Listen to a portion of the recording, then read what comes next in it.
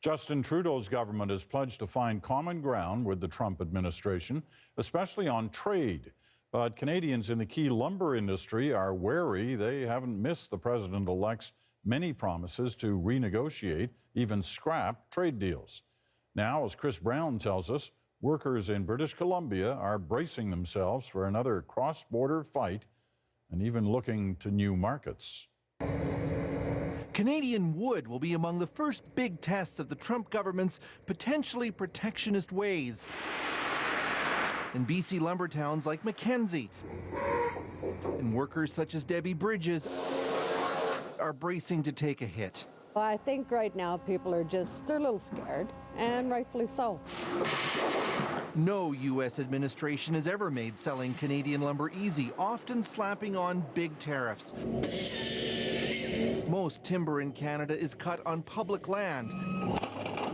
And the Americans argue with those cheaper costs, it's subsidized. Time and again, trade panels have sided with Canada, but that hasn't reduced the pressure to cut a deal. The fear is, with Trump in charge, the U.S. will be even less inclined to do so. The unfortunate thing about bullies is that we're right beside them, so we're probably going to take some of the brunt of that.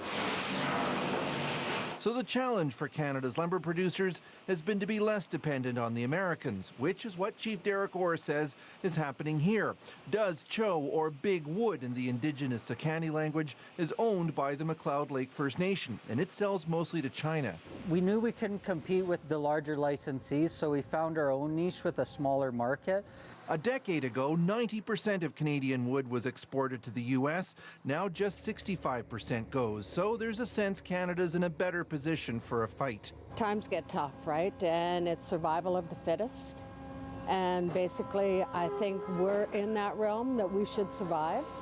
And a lot of times, a lot of the little guys fall, but I think we're pretty good.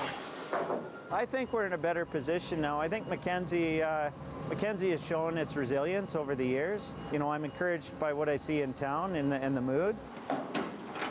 I think we're more diversified. Still, the signs are ominous. The powerful U.S. lumber lobby has set the stage for stiff penalties on Canadian wood this spring.